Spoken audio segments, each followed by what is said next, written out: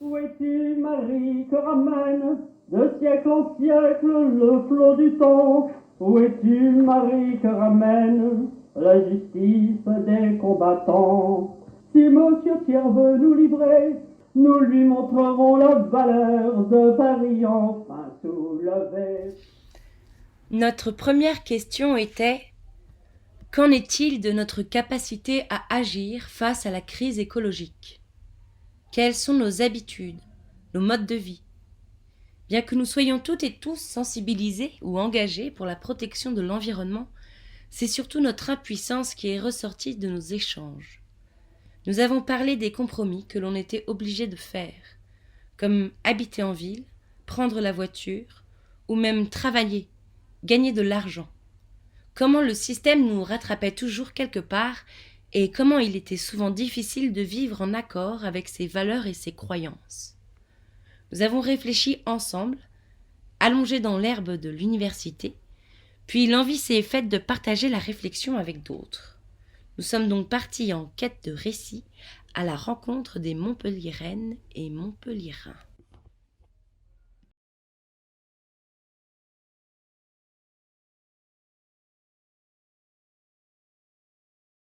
Peut-être pas toutes, mais une bonne partie quand même. Bah oui, normal. J'ai pas d'exemple, mais voilà. Ah ça, c'est la question fondamentale. C'est la question fondamentale. Moi, je dis souvent que qu'est-ce qui fait un homme? C'est la distance qu'il y a entre ce qu'il dit et ce qu'il fait. Oui, ça, je trouve que c'est le plus beau, la plus belle quête d'être le plus proche possible de ses valeurs. J'essaie. Ouais. J'essaie de vivre bien comme je peux. Je prends le vélo, j'achète mes choses ici, mais je ne suis pas très, comment ça s'appelle je ne suis pas dogmatique. Ah, moi perso complètement. Je vis dehors donc pour moi c'est une question d'écologie tous les jours donc donc oui. Par exemple quand tu es dehors tu mets pas tes déchets par terre, genre tu respectes un minimum l'entretien des choses parce que quand tu es dehors genre c'est comme si tu étais chez toi quoi. Tu mets pas le bordel, tu mets pas de la bouffe par terre, tu fais pas n'importe quoi, tu vois, tu ramasses tes déchets quoi. Tu vois d'autres personnes qui font la même chose. S'il y en a qui ont assez, on va dire, de cacahuètes, on va dire, pour aller dire les choses, c'est ramasse aussi tes déchets, tu vois. Tu vas pas jeter ton paquet de clopes par terre, tu vois, c'est pas foufou. Et moi, je connais des potes, on les ramasse et on les met à la poubelle parce que du coup, ça se fait pas. Et pour nous, du coup, qui vivons aussi dehors, c'est pas fou, quoi. Genre, t'as pas à faire ça, tu vois. Ça dépend vraiment des valeurs sur lesquelles on se place parce qu'on sait aujourd'hui que notre mode de vie en société n'est pas compatible avec une persistance éternelle sur Terre et n'est pas durable. Après, moi, je suis étudiant en écologie et je suis écologue de formation. Je suis en train de finir une thèse en écologie. D'accord. Je me suis beaucoup posé la question, mais c'est une question en fait qui pour moi est impossible à répondre lorsqu'on habite en ville et qu'on consomme tous les matériaux qui découlent de la société, quoi. Pas vraiment. Avec par rapport au fait qu'il faut trier ces ordures, j'ai encore du mal avec. En sachant que l'effort qu'on nous demande à faire n'est pas forcément respecté par rapport à ceux qui ramassent, éventuellement la partie récoltée des déchets. Ils nous bloquent dessus il faut quand même le faire, certes, mais j'estime que derrière, le suivi, en fait, la demande qu'on nous demande n'est pas suivie derrière. À la grande échelle que nous demande n'est pas...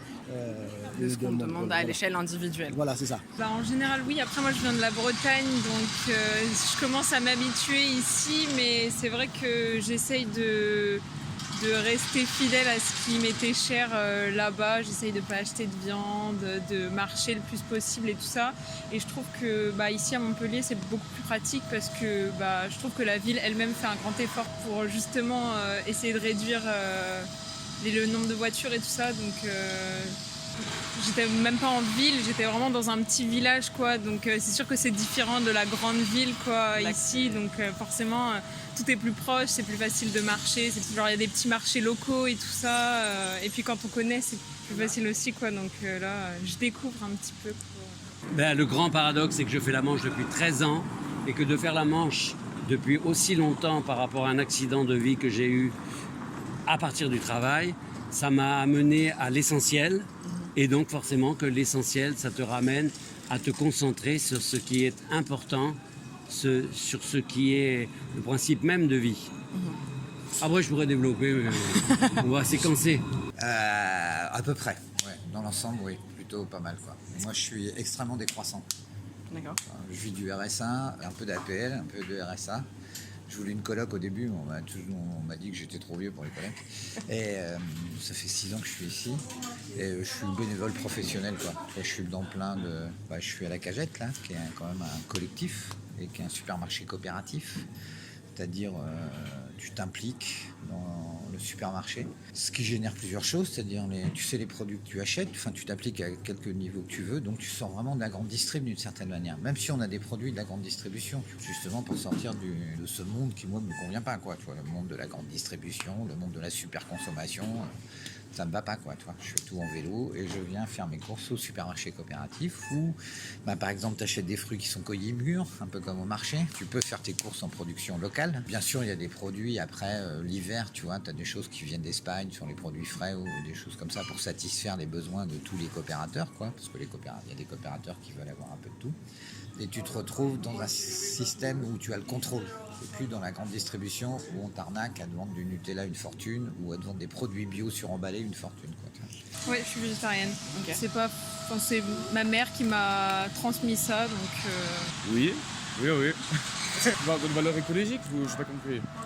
En général. Ouais, Oui, en en vrai, général. oui. Enfin, je sais pas, j'avais ma valeur et j'essaie de les respecter le plus possible, quoi. Enfin, après, c'est sûr que des fois, c'est compliqué, mais j'essaie de faire de mon mieux, quoi. Je sais pas, genre, pas manquer de respect, enfin, toujours être respectueux avec des gens, etc. Et pas être, je sais pas, jeter mes trucs par terre, enfin, quand j'ai un mégot de cigarette, de jeter. Pas devant le magasin, si vous êtes sous l'idole encore là.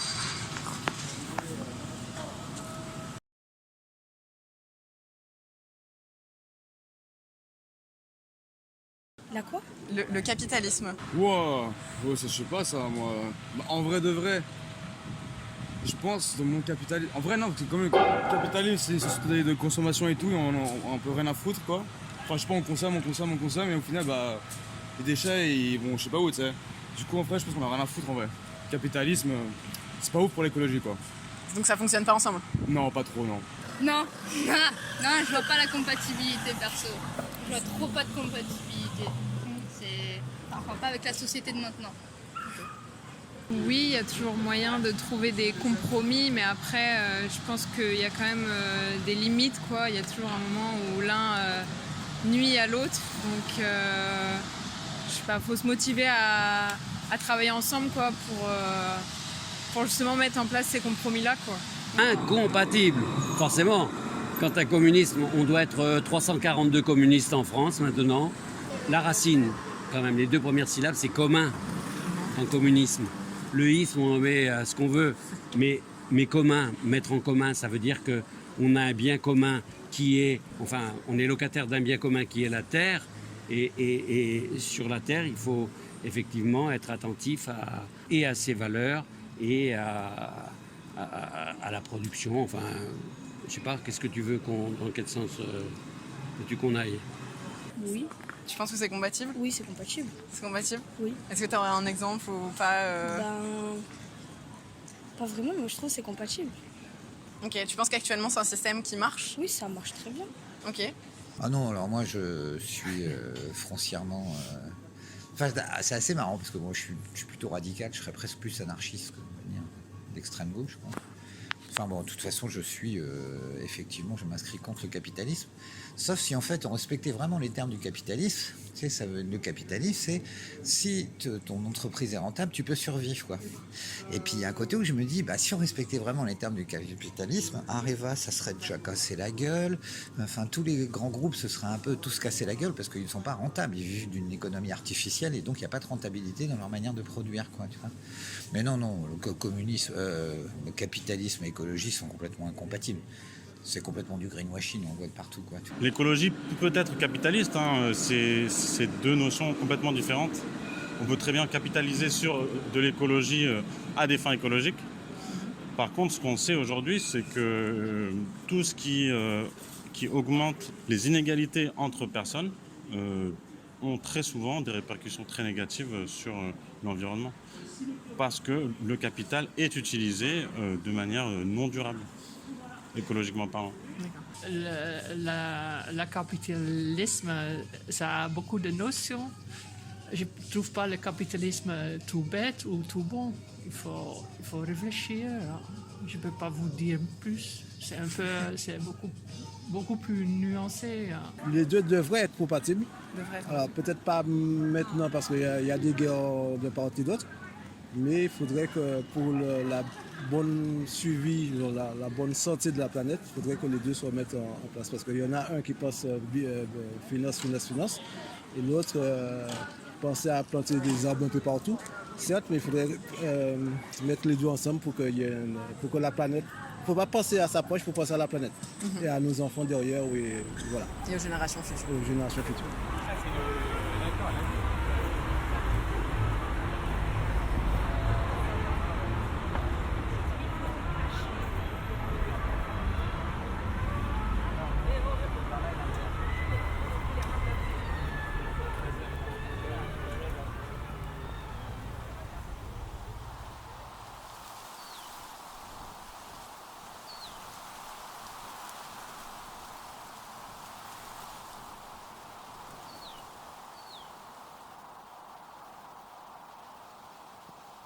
La transition n'est pas une question écologique pour écologistes.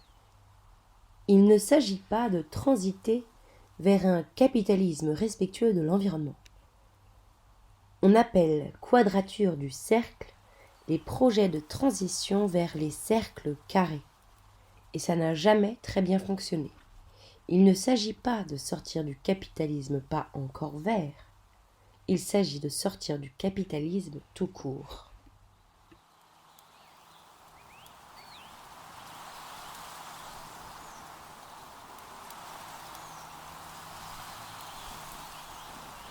Vous venez d'entendre un extrait de l'article « There is no alternative » publié par Frédéric Lordon sur le blog du Monde diplomatique. Lui est économiste, sociologue, philosophe, directeur de recherche au CNRS, ainsi que chercheur au Centre de sociologie européenne. Ce qui nous attire dans sa pensée, c'est sa radicalité. Anticapitaliste de l'extrême, il n'hésite pas, entre autres, à donner un gros coup de pied dans les institutions culturelles, qui, à son goût, nous servent à tout va des penseurs du vivant, des grandes consciences comme il les appelle, pour nous faire oublier l'œil du cyclone, le capitalisme. Voici un passage où sur le même principe il parle des gestes du quotidien. Je vous laisse écouter.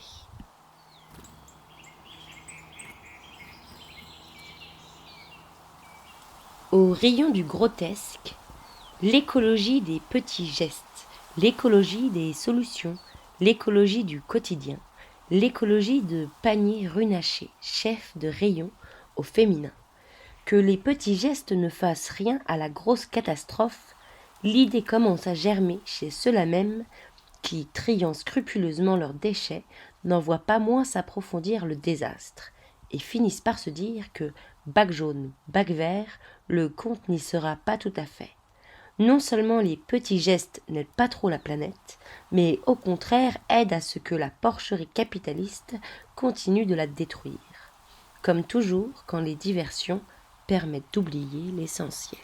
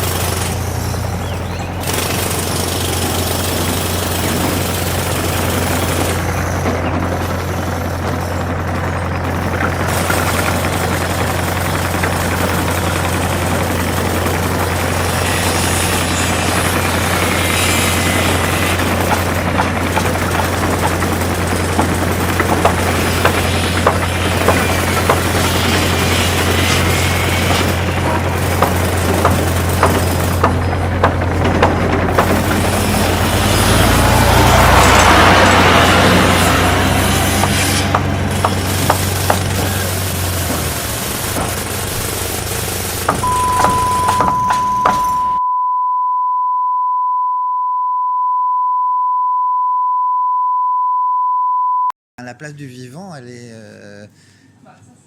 est niée par le capitalisme. Tu le vois très bien dans la manière de traiter les femmes et les naissances et la mort. Tu vois, la naissance est devenu un truc complètement médicalisé.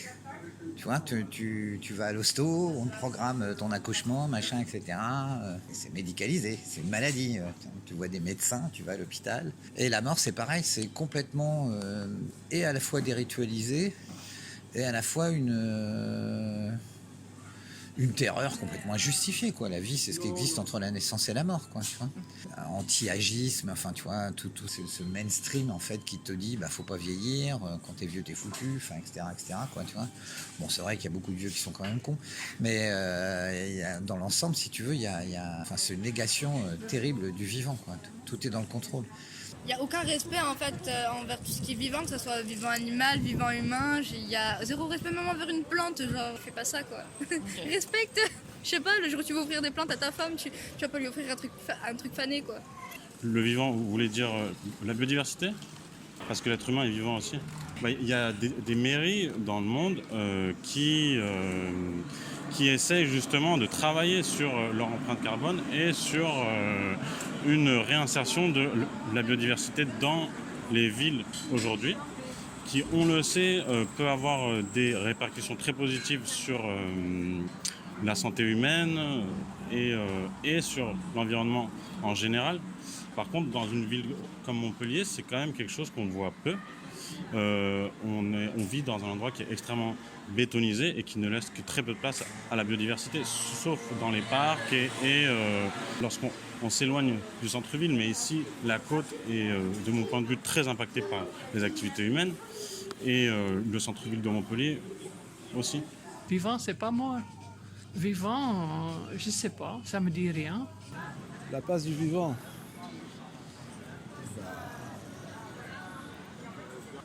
C'est quand même assez vague, mais il faut vraiment qu'on fasse attention à la planète pour que le vivant derrière puisse vivre le plus longtemps possible.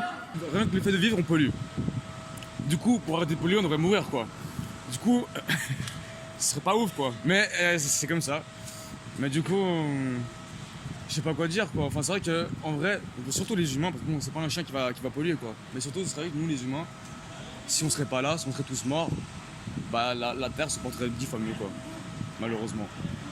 Heureusement, je sais pas. Bio, ça veut dire vie. Tout est vivant. L'année dernière, j'ai chopé une septicémie. Et une septicémie, c'est une bactérie. Alors, tu vois un peu le truc, la bactérie, au niveau de la vie. Au niveau de la vie. La bactérie, ça peut être une belle saloperie, alors qu'on en a 2 kilos dans le ventre, qui bossent sans cesse. Et là, il y a une bactérie, enfin, il y a une ou plusieurs bactéries qu'on déconne, et j'ai une septicémie. Donc, le vivant, c'est le respect absolu, quoi.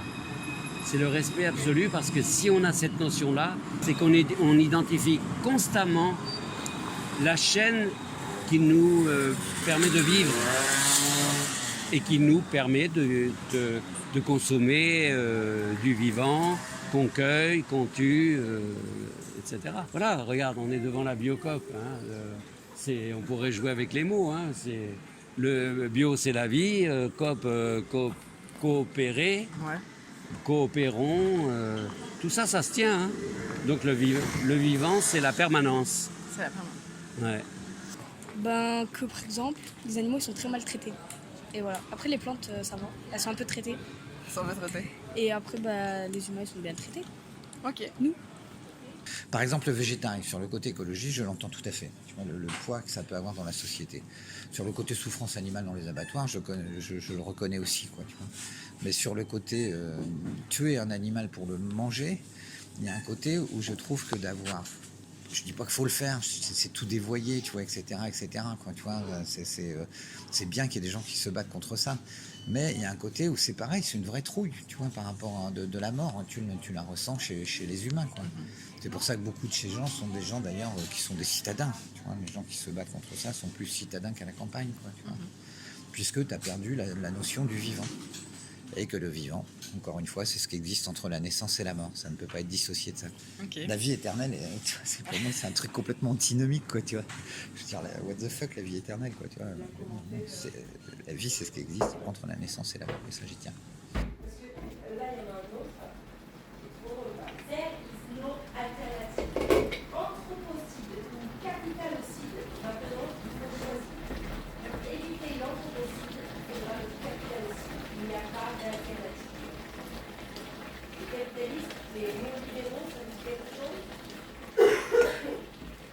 Normalement, réalisation alternative est un énoncé qui n'a aucun droit de citer dans le discours politique.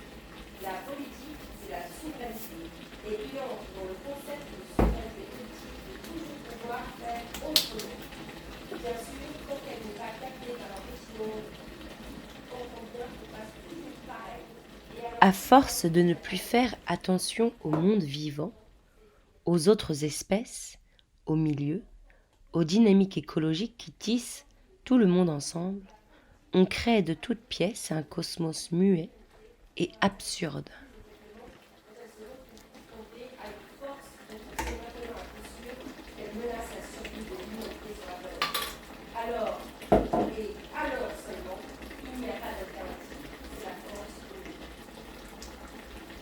C'est le livre de Morisot qui nous ouvre la porte de la réflexion. Il est enseignant-chercheur et maître de conférences en philosophie à l'Université d'Aix-Marseille. Ses travaux portent principalement sur la relation entre l'humain et le vivant. Il écrit que la crise écologique est une crise de la sensibilité, c'est-à-dire une crise de notre relation au vivant. L'homme moderne s'est exclu de ses environnements. Héritier d'une pensée où il se croit au-dessus de tout, il vole les ressources terrestres et met en péril les écosystèmes ainsi que sa propre existence. On entend résonner ici la pensée de Descartes. L'homme doit se rendre maître et possesseur de la nature, qui prône l'animal-machine que l'on peut utiliser au besoin. Il va sans dire que les philosophes, sociologues, naturalistes actuels vont à l'encontre de cette pensée et nous rappellent que toutes les espèces sont interdépendantes et que l'autre, dans toutes les formes qu'il peut être, existe en soi avec son propre fonctionnement, sa propre manière d'habiter le monde, ainsi que son importance dans le maintien des écosystèmes.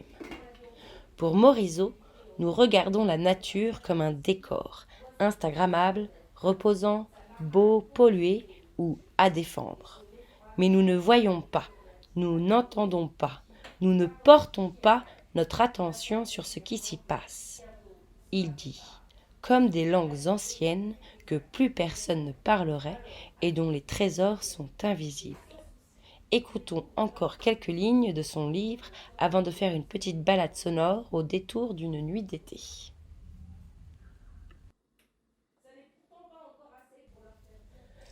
Ce qu'on appelle la campagne un soir d'été, c'est le souk interespèce le plus bariolé et bruyant, remuant d'énergie industrieuse.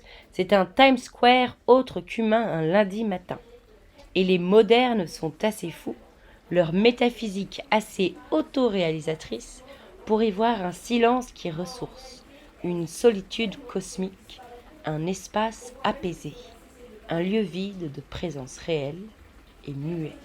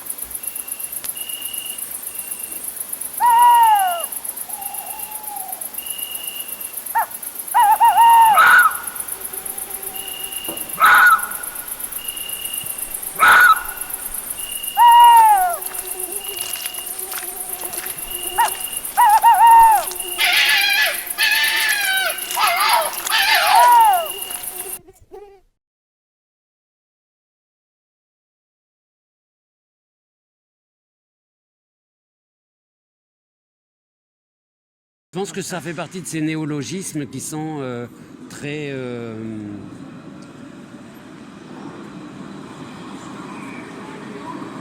qui sont très clivants. Coucou. Qui sont très clivants parce que qui a créé ce mot et quelle est l'intention, quel est le fluide, quoi.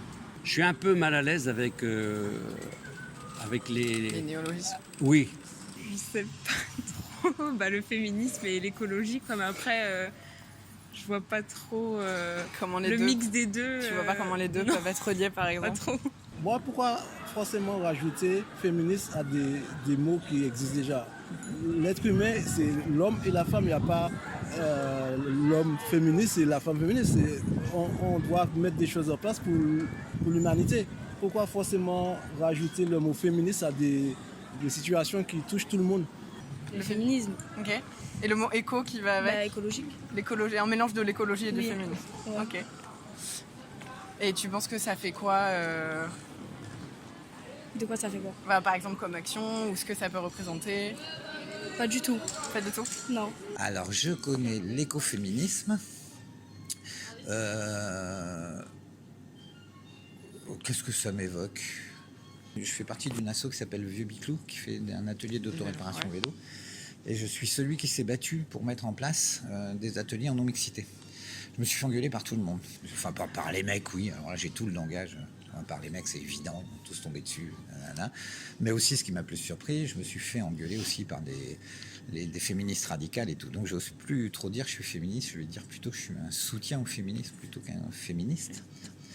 Et que l'écoféminisme, en fait, c'est peut-être pour moi un petit peu une division encore. Enfin, en tout cas, je connais pas bien. Donc, je vais pas émettre de... Franchement, j'ai jamais écouté ce mot de ma vie, non, jamais. Mais qu'est-ce que ça m'évoque? Franchement, je vois pas. Je pense que c'est un mouvement féministe d'écologie, je pense, un truc comme ça. Ouais. Je pense. Après, je sais pas.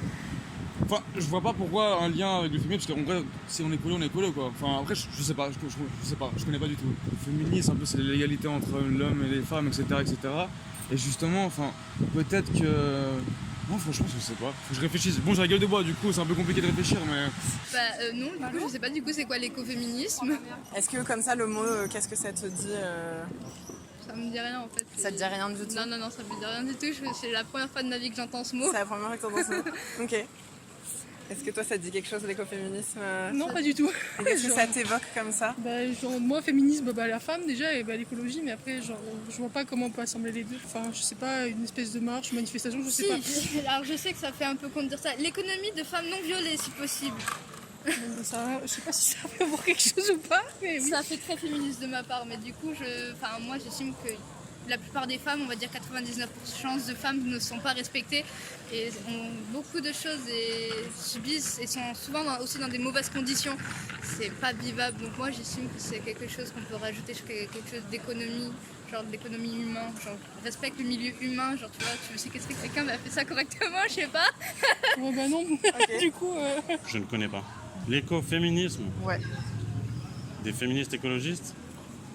C'est vraiment deux notions différentes. Hein. Le féminisme, c'est par définition quelque chose qui est lié avec la place des femmes dans les sociétés humaines. L'écologie, c'est la protection et la conservation de la nature, donc de tout ce qui n'est pas humain. Je suis un fervent défenseur de ce truc-là qui va se passer, la tenaille. du 12 au 15 octobre. Vous pouvez filmer l'affiche et puis la revendre après, hein, tu vois. Qui est là un festival justement enfin un festival, en tout cas un petit festival, oui, des savoir-faire en non-mixité sur des choses qui sont vachement genre mec. D'accord. Tu peux regarder, il y a réparation vélo, réparation bagnole, enfin tu vois, des mécanes à bagnole, de la maçonnerie, du bois, etc., etc. Et donc pour moi ça fait partie un peu de l'écoféminisme, ça fait partie et de l'autonomie et de la réparation, du recyclage et ce genre de choses, quoi, tu vois. Je connais bien le féminisme parce que je suis de l'époque de 70. J'ai vécu le féminisme. Et l'écoféminisme, je sais rien de ça. Ça me trouve un peu bizarre. Vous avez déjà entendu le terme? Non, jamais du tout, non. Si on dit défense, ça veut dire qu'on part d'un constat qu'il y a une injustice et qu'il y a quelque chose à défendre. Donc, qui est le perdant, qui est le gagnant? Qui est l'agresseur, qui est l'agressé? C'est pas simple, ça. Vous arrivez à l'idée que maintenant, la famille est quelque chose de totalement dépassé et qui doit disparaître. Et que la place de la femme dans la société, là n'est pas le problème. Il ne s'agit pas de l'extension de son rôle. Il s'agit que maintenant, la société mâle doit devenir la société où les femmes prendront le pouvoir pour le détruire immédiatement, je m'empresse de l'ajouter. C'est une urgence que de souligner la condamnation à mort, par ce système à l'agonie convulsive, de toute la planète et de son espèce humaine, si le féminisme, en libérant la femme, ne libère pas l'humanité tout entière, à savoir, n'arrache le monde à l'homme d'aujourd'hui pour le transmettre à l'humanité de demain. Nous venons d'entendre les mots de Françoise d'Aubonne, militante féministe et écologiste antinucléaire des années 70, membre du Parti communiste pendant 10 ans et qui est une des premières à parler d'écoféminisme. Loin de nous, l'idée d'un retour à une vision archaïque et totalement binaire, comme quoi la femme serait plus proche de la nature, donc plus disposée à défendre la planète.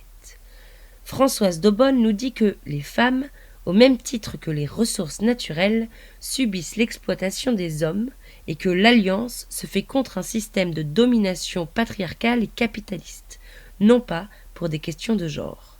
La femme vue comme une ressource exploitable, une machine à ouvrier, c'est aussi l'idée de Silvia Federici, qui a publié l'ouvrage Le capitalisme patriarcal aux éditions La Fabrique.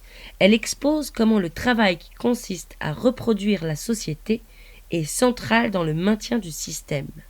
Que coûterait la rémunération des activités procréatives, affectives, éducatives, de soins et d'hygiène réalisées par les femmes? Que resterait-il comme profit aux entreprises si elles devaient participer au renouvellement de sa masse salariale? Écoutons quelques lignes de son livre.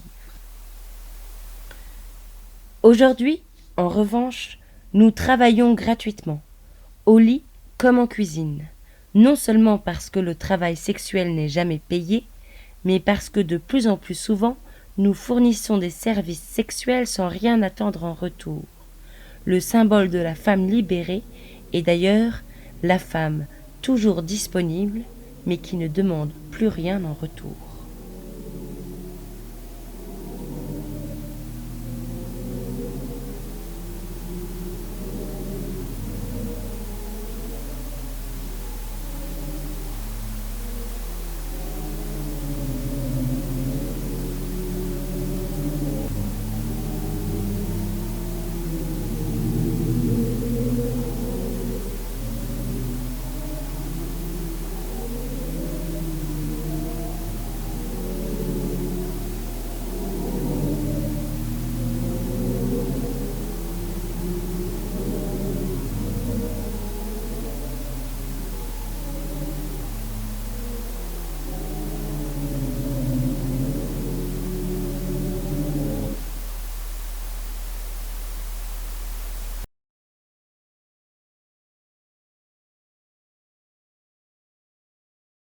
Ah, la vie serait belle. Parce que c'est un peu l'idéal que tout le monde a. Enfin, non, tout le monde. Non. Je vais reformuler. C'est un idéal que beaucoup de femmes ont, je pense. Il y a aussi des hommes, hein, bien sûr, qui sont féministes, etc. Mais bon, moins quand même. Ce serait juste un monde où tout le monde vit en harmonie, quoi. Juste une vie simple, la vie qu'on a aujourd'hui, juste sans le type de guignols là, qui viennent de passer à s'occuper des affaires des autres et tout ça, juste la solidarité basique, classique, sans qu'il y ait des décisions qui soient intéressées et tout ça. C'est juste un peu du chacun pour soi, mais en même temps on vit en communauté, on respecte chacun, chacune, et puis voilà quoi, une vie simple, paisible, sans stress et tout ça. Je connais pas la racine du mot patriarcat, ça doit être du latin, donc pater, donc le père. À un moment, le père, il est assez normal qu'il soit père. Mais est-ce que dans la dérive d'être père, ça veut dire que l'homme est... qui est aussi père, qui est aussi fils, qui est aussi grand-père, devient un dominant. Parce que là la tendance, ça voudrait dire que le patriarcat est le responsable de beaucoup de souffrances des femmes, non ? Grave, c'est ce que je voulais dire. Que tout le monde soit égaux, parce qu'il n'y a personne qui est égaux. Il y en a forcément un qui va vouloir se surestimer plus que d'autres. Il y a toujours un truc en fait. Il n'y a jamais au moins 2 personnes qui sont capables d'être dans l'égalité en fait, c'est pas possible. Les hommes ça va être je me mets au-dessus, les femmes ça se met en dessous, on va donner un exemple tout con, les femmes à la cuisine et l'homme au travail qui ramène les sous. Pour moi une femme a tout à fait le droit de travailler, elle a tout à fait le droit de vivre comme les hommes, elle a tout à fait le droit d'avoir aussi envie de te mettre une patate en fait, je vois pas pourquoi elle se laisserait se faire aussi, tu vois, il y a beaucoup de choses, c'est extrêmement dur d'expliquer tout ça parce qu'il y a beaucoup de choses qui concernent beaucoup l'égalité entre les partis et c'est énorme quoi. Il faut rassembler toute la France alors pour parler de tout ça alors parce que je suis sûre qu'il y a beaucoup de gens qui aimeraient parler. Franchement, je n'ai aucune idée parce que c'est tellement la merde dans ce monde. Genre, je sais pas ce que ça pourrait changer. Enfin, peut-être ça pourrait changer quelque chose parce qu'en vrai de vrai, on pense toujours économiser, faire de l'argent, éviter la crise, etc. Et peut-être s'il y a une politique où on est vraiment basé sur ça, et que ce soit une femme ou un homme, ça change rien quoi. Après, c'est vrai que bien sûr que les hommes, machin. Enfin, les hommes, c'est vrai qu'ils dominent, entre guillemets. Genre, ils dominent. Je sais pas comment expliquer, genre. Je sais pas comment expliquer. Je sais pas si ça changerait quelque chose en vrai, franchement, je sais pas. Enfin, c'est un peu comme dans tout, on est en fin de civilisation, faut être clair quoi. On est en fin de civilisation. Peut-être en fin d'espèce humaine aussi, mais bon, ça c'est les journées quand on se réveille de plus ou moins optimiste, on va dire. Il y a les journées où on se dit non, on est juste en fin de civilisation, les journées où on est en fin d'espèce humaine. Merde, je vais zapper la question, excuse-moi. C'est un monde sans patriarcat. Ouais, voilà, je disais, de toute façon, on est dans un monde qui est déjà complètement réinventé, quoi, tu vois. Les nouvelles générations, les gens de votre génération sont en train de réinventer des trucs, quoi, tu vois. Et en ce moment, je trouve que c'est une période assez magnifique pour ça, quoi, tu vois, quand tu vas un peu dans les milieux alternatifs, de s'apercevoir que justement, il y a une vraie culture qui existe par rapport à ce qui s'est passé avant, et que de l'autre côté, il y a aussi une vraie réinvention. Je vois dans beaucoup de collectifs, quoi, tu vois. Tout le monde a envie de se réinventer, quoi, tu vois. On n'est pas encore dans une ouverture totale, quoi, tu vois. Il y a quand même beaucoup de... C'est quand même vachement de l'entre-soi, faut être honnête, quoi, tu vois. Oui. Mais bon, c'est bien, ça bouge, et moi, je trouve ça très cool, cette réinvention, quoi, tu vois. Il y a un réseau qui s'appelle le réseau Repas. Et ce réseau, par exemple, fait une formation au collectif. Comment tu gères un collectif ? Et c'est une formation qui rigole pas, quoi. Ça fait 8 mois, quoi. C'est 8 mois à plein temps, tu vas faire la formation pour apprendre à gérer un collectif. Okay. Crois-moi, quand tu sors de là, t'es au point, quoi, tu vois. Donc, tout ça, c'est vachement intéressant. Ça s'est mis en place avec les autres expériences. Maintenant, c'est repris. C'est géré collectivement. C'est un réseau, tu vois, qui est complètement géré collectivement. Donc, il y a eu des inventions qui sont faites, des outils qui existent maintenant, qui permettent de construire ce genre de choses, quoi. Et moi, des réinventions, j'en vois partout et je trouve ça cool, quoi, tu vois. Le patriarcat, c'est quoi ? Le patriarcat, c'est ce qui est reconnu comme la domination de l'homme dans la société, comme le matriarcat serait la même chose avec les femmes. Honnêtement, c'est une question que je maîtrise très peu. Donc, est-ce que j'imagine un monde sans patriarcat, s'il y avait plus d'égalité homme-femme, c'est ça ce que vous voulez dire ? Ce serait bien quand même de pouvoir être tous égaux, mais rester tous uniques, enfin, genre pas tous pareils, quoi, c'est comme ça. À commencer à ne pas juger par le style vestimentaire des gens. Ça y est, tu vas mettre une petite jupe, ça y est, tu es une prostituée. C'est n'importe quoi. Moi, perso, enfin, pas comme ça, hein. Là, c'est vraiment un style, j'ai eu la flemme. Mais des fois, genre, je peux avoir, moi, perso, un style très alternatif, je sais pas si tu vois ce que c'est. Et par exemple, je vais changer, des fois je vais avoir envie de m'habiller genre très très très féminin et des fois ça choque beaucoup de personnes. J'ai déjà pris des regards et on m'a déjà mis la main aux fesses plusieurs fois. Je fais pas un topo de ce qui est arrivé. Et genre voilà, juste par exemple, ça c'est un exemple qui arrive qui arrive à beaucoup de personnes et que malheureusement aujourd'hui beaucoup de personnes vont pas forcément en parler parce qu'ils vont trouver ça gênant ou alors ça va être dur d'en parler ou plein de trucs comme ça en fait. Donc je sais pas, ça peut concerner énormément de choses. Il faudrait un avis plus ouvert. On va faire un reportage sur toi. Hein, Alors, mais il faut quand même qu'il y ait quand même des personnes qui régissent la planète, parce que sinon tout le monde ferait n'importe quoi. C'est comme le code de la route. S'il n'y a pas un code de la route, tout le monde fait. Déjà, même quand il y a le code de la route, on roule à vive allure, on fait n'importe quoi, on connaît ça interdit. Mais il faut quand même qu'il y ait des règles mises en place, mais mises en place pour tout le monde. La chaleur ressentie est 2 fois plus forte aujourd'hui qu'à l'époque où ici il y avait une forêt.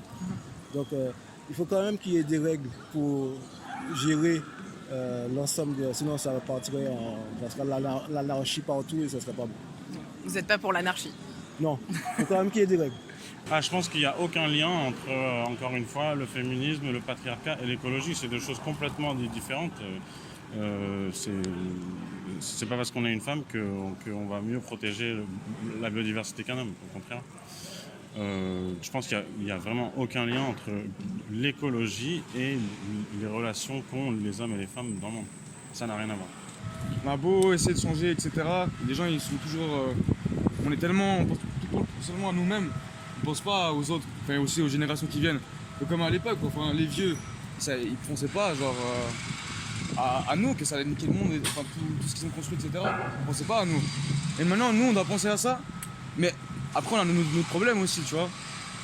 Et voilà, comment on peut gérer comment tu veux sauver la Terre, genre. Enfin, faut vraiment créer un mouvement, mais après, ce mouvement, il sera assez radical. Et ce sera un mouvement très violent. Moi, évidemment, surtout avec la vie que j'ai, et surtout quand tu vieillis, tu as beaucoup plus de questions que de réponses. C'est quoi ça? Le patriarcat, c'est quand on considère que le monde est un peu dominé par les hommes, par la gente masculine. Parce qu'aujourd'hui, dans la société, on dit souvent qu'il est assez présent. Il n'est pas assez présent pour les femmes. Tu penses qu'il n'y a pas assez de pouvoir pour les voilà, femmes? c'est ça. Et tu penses qu'il faudrait changer ça? Ouais. Et qu'est-ce qui... Les femmes, elles choisissent rien du tout. Okay. Et qu'est-ce qui se passerait si ça changeait? Ce serait mieux. Ce serait mieux? Ouais, parce qu'on a des bons goûts. J'aimerais beaucoup un monde sans patriarcat. J'ai une chanson, moi, qui est anti-patriarcat. Ouais. Alors c'est à réinventer. De toute façon, on est dans une période où il faut tout réinventer. Et c'est ça où c'est intéressant. Mais pour arriver à un monde sans patriarcat, il faut déjà que les mecs se posent la question de en quel point ça leur a nui, quelle part ça a dans leur culture, dans leur éducation, tu vois, qui se posent vraiment la question par rapport à ça, quoi, tu vois. C'est là où je dis que les soutiens féministes, ils devraient se diriger vers ça, quoi, tu vois. Maintenant, moi, je suis pas tellement un meneur, tu vois. Donc, si tu veux, je le fais à mon niveau, je le fais à travers ma petite chanson qui fait le patriarcat, c'est cacaboudin, et ça fait des hommes moins que des humains. Ça, c'est une question qui est difficile parce qu'on cherche déjà des années de réponses. Comment vivre sans patriarcat ou sans matriarcat, d'accord, aussi. Je ne sais pas, je n'ai pas de solution. J'essaie de vivre avec des... en critiquant, en donnant des réponses, en réagissant aux choses que j'aime pas, surtout avec les hommes. Ouais. Est-ce que vous avez un système idéal, vous, là ou... Non, ça n'existe pas. Ça n'existe pas? Non. Ok. Non. Ben, merci beaucoup pour vos réponses. Lusteraneo. Ben, merci beaucoup. Avant de se quitter, un dernier court extrait de Par les villages de Peter Handke, qui après toutes ces théories pas très pratiques, nous donne quelques pistes pour continuer le travail. J'espère que vous avez passé un bon moment. Si ce n'est pas le cas, nous sommes là, dans la salle, et trouvons la critique constructive. Joue le jeu. Menace le travail encore plus. Ne sois pas le personnage principal. Cherche la confrontation, mais n'aie pas d'intention. Évite les arrière-pensées.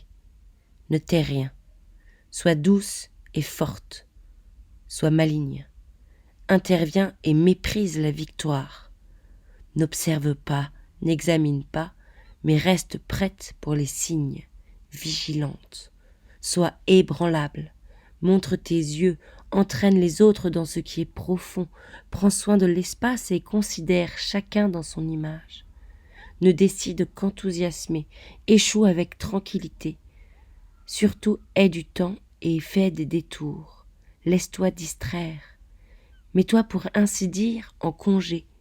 Ne néglige la voie d'aucun arbre, d'aucune eau.